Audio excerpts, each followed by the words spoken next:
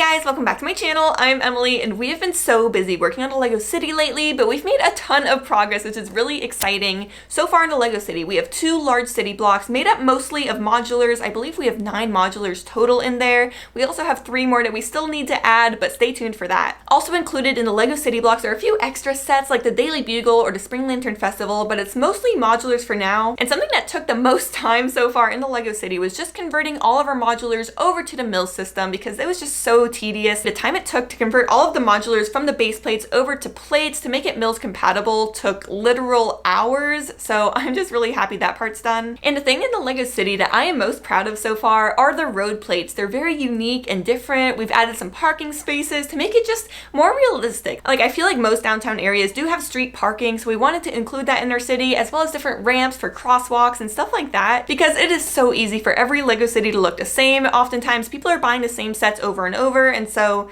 we just wanted to make it as unique as possible. However, unfortunately, a problem that we're facing now is that we're just out of pieces. We have so many cool ideas for the Lego city and we know how to implement them. We've been watching a lot of tutorials online, but we just don't have the pieces to make it happen. And it's kind of discouraging, I guess, like especially when you're really motivated to keep working on something. So to fix this, earlier today I placed an order on bricks and pieces from Lego Shop at Home, and that ended up being $500. It adds up so quickly, right? So like, I bought a bunch of pieces that I would need for my Lego city, and I would spend $20 here, $30 here, $50 or $60 on certain pieces if they're more expensive. And that very quickly turned into a $500 order. Now, before you guys talk to me about Bricklink, because I know people in the comments are gonna be like, oh, why didn't you go to Bricklink instead? It's cheaper. A lot of the pieces that we want, we really need the colors to be perfect. We want new pieces, because in the past we have ordered pieces from Bricklink. However, oftentimes they turn up dirty or like they might be slightly yellowed. And when you're tiling a surface and it's all one uniform color and then there's one slightly yellow piece, it definitely sticks out. So we want to avoid that. We bought new pieces. A lot of these pieces can be found on Bricklink for slightly cheaper,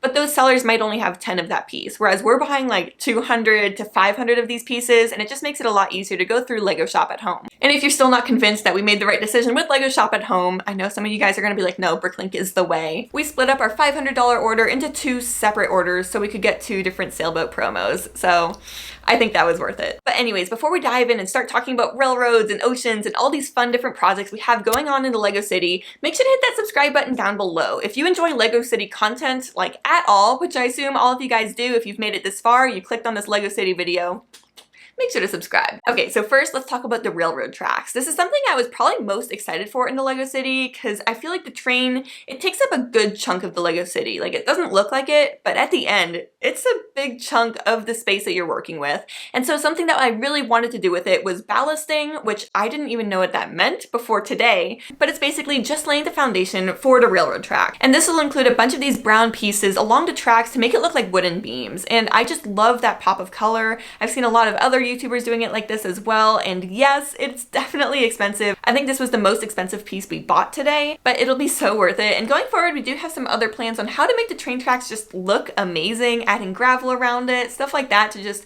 I don't know, make it look more realistic, kind of rustic. So I'm really excited to see how that'll turn out. And so as you can see here, the 2 pieces that we got to make this happen are a flat 1x1 brown tile as well as a 1x4 brown tile, same color. And we needed twice as many of the 1x1 tiles to go on either side of the railroad track, with the 1x4 going in the middle. However, I don't think you can order 1,000 of a piece, so we had to get 999. Another piece that we ordered that's kind of for the railroad tracks, but also just for the city in general, are these flat gray 1x1 round tiles. We got 100 of these, and we're going to use them as gravel on the railroad tracks, and so kind of like place them on some of the studs, but then also place them in nature areas just to look like stones and pebbles, but also add some contrast from probably what'll be mostly green areas. Just adding that gray in there I think will really help. Okay, so now let's move on to the road plates. I love our road plate system. As I said earlier, it's unique, it's kind of different, while also just being kind of a standard road. We're adding our own little touches to it, which I think is really fun. But the pieces that we're out of are very essential to making these road plates. It's the light bluish gray 2x2 tiles. We got 600 of them because this is what we're going to be using for every road plate, all of the sidewalks. I won't remember how many it is exactly per road plate, but we figured 600 would be a good number. Plus we can use the tiles for other areas like walkways and stuff like that. So if we do have any left over, I kind of doubt it. But if we do end up having any left over, we can use them for sidewalks in Disney World, and I don't think they have to just be used for the road plates. Like, they're very versatile pieces. Which, by the way, speaking of road plates, I have gotten a few comments in the past asking me how I make my road plates for my LEGO City. So if you are curious in a video about that, I would be more than happy to do that. Just let me know down in the comments if you are interested. Another really important piece that we got for the road plates are these dark bluish gray 1x8 tiles, and we got about 100 of those. The tiles are used on either side of the road plates, and it allows us to make that white line on either side. So essentially we have the dark bluish gray brick, a white plate, topped with this tile. So another big project that I've been wanting to do in my LEGO City for the longest time is have some sort of water feature, whether it be an ocean or a river, and right now I'm kind of leaning towards river because I live in Texas, and tubing down a river in the summer is just such a Texas thing to do. You just sit in a floaty and you float down the river for 2 hours, and it is so relaxing. It's so much fun. Plus, I have a bunch of this little pink flamingo floaty piece, and I think they are so cute. I have at least 10 or 15 of them. And so what I want to do is have a river and have a bunch of these minifigs floating down it. And so the pieces I got in order to make this happen, or at least like start on this process, are a bunch of trans blue pieces. So I got 50 each of these 1x2 plates. It's like a light blue and a darker blue. I forget the exact color name. I am so sorry. As well as a ton of these tiles. I have 100 of the 1x1s